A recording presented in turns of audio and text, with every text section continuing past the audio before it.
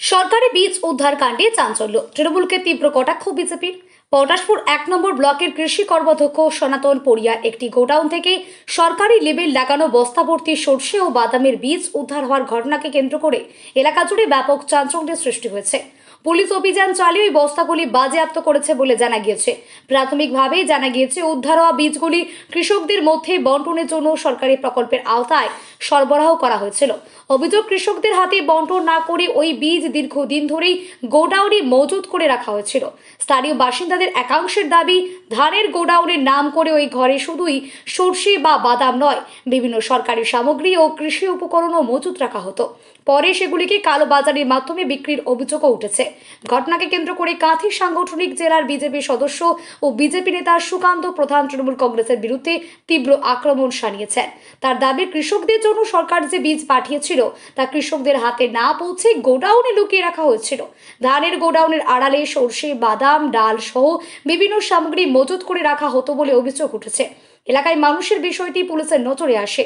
এরপর পুলিশ প্রশাসন, স্থানীয় বিজেপি মণ্ডল সভাপতি প্রসেনজিৎ সাউ এবং বিজেপি কর্মীদের উপস্থিতিতেই গোডাউন থেকে সরাসরি বীজ উদ্ধার করে পুলিশের হাতে তুলে দেয়।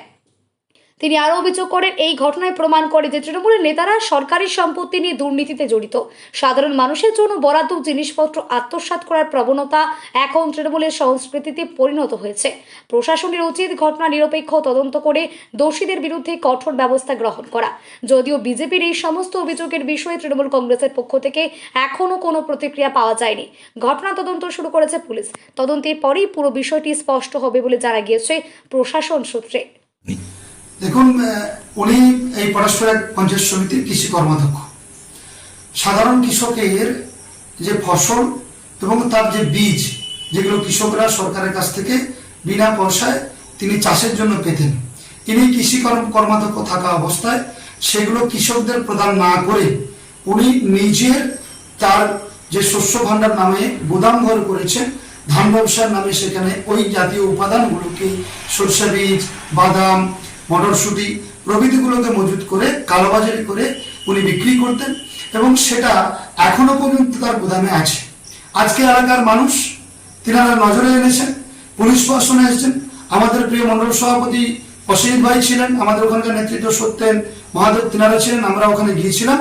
প্রশাসনের নেতৃত্বে যখন তার দরজা খুলে সাধারণ মানুষ দেখলো, আমরা যখন উপস্থিত থেকে দেখলাম যে সত্যি সত্যি যে ওয়েস্ট বেঙ্গল গভর্নমেন্টের কৃষকদেরকে দেওয়া উপকরণ, বাদাম এবং ডাল জাতীয় শস্য, সরষে, এগুলো তার গোডাউনে এখনো মজুদ রয়েছে, যেগুলো তিনি বিক্রি করতে পারেননি বা কাউকে বিক্রি করবেন বলে গোপনে টাকা নিয়েছেন। এই ধরনের কালচার, যে তৃণমূলী কালচার, এটা আজও প্রমাণিত যে তৃণমূল মানে চোর। আর এই সনাতন পড়িয়া যিনি হচ্ছে এই চুরি করার জন্য পঞ্চায়েত ভোটে ছাপ্পা মেরে জিতেছিলেন, তার লক্ষ্য এই ধরনের কর্মকাণ্ড করে অর্থনৈতিকভাবে সমৃদ্ধ হওয়া। এটা হচ্ছে শুধু আজকের ঘটনা নয়, গত পরশুদিন আপনারা লক্ষ্য করবেন যে বিজুষ পণ্ডা ব্লকের সহসভাপতি, তৃণমূলের নাকি সাংগঠনিক জেলা সভাপতি, আজকে প্রার্থী হয়েছিলেন। সেখানে নতুন পুকুরে আমাদের কিষাণ মান্ডিতে সেখানেও অবৈধভাবে ঘর মজুত করে আমাদের সরকারি যে সামগ্রী সেগুলোকে মজুত করেছেন। কোথাও বিছানা রয়েছে, কোথাও অন্যান্য উপকরণ পাওয়া গেছে। এটাই তৃণমূলের সংস্কৃতি, পটাশপুরের তৃণমূলের কালচার, সেটা বিজুষ পণ্ডা হোক আর সনাতন পড়িয়া হোক, এটাই হচ্ছে তৃণমূলের সংস্কৃতি। মানে মানুষের জন্য আসা সরকারি যেসব জিনিসপত্র সেগুলোকে লুট করতে হয় 100বার। শুধু সাধারণ মানুষ, গরিব মানুষ, সরকার তার আমাদের যে ট্যাক্সের পয়সা, কষ্টার্জিত পয়সা, যেগুলো সরকার গরিব মানুষের জন্য দিত, তৃণমূল কোনো গরিব মানুষকে দেয়নি। কেবলমাত্র ওগুলোকে বিক্রি করে নিজেদের মজুত করে নিজেদের মুনাফা বাড়িয়েছে, নিজেরা অর্থনৈতিকভাবে সমৃদ্ধ হয়েছে। এটাই তৃণমূলের সংস্কৃতি।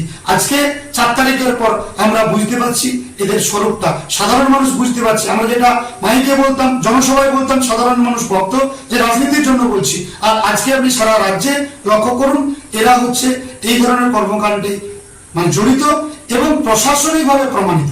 আচ্ছা, এগুলো কি পুলিশ বাজেয়াপ্ত করেছে? হ্যাঁ, আমাদের থানার আধিকারিক তিনি এসেছিলেন, এসে বাজেয়াপ্ত করেছেন, সিজারের লিস্ট করেছেন এবং আইনানুগ ব্যবস্থা নেবেন, এটা আমাদেরকে কমিটমেন্ট করেছে।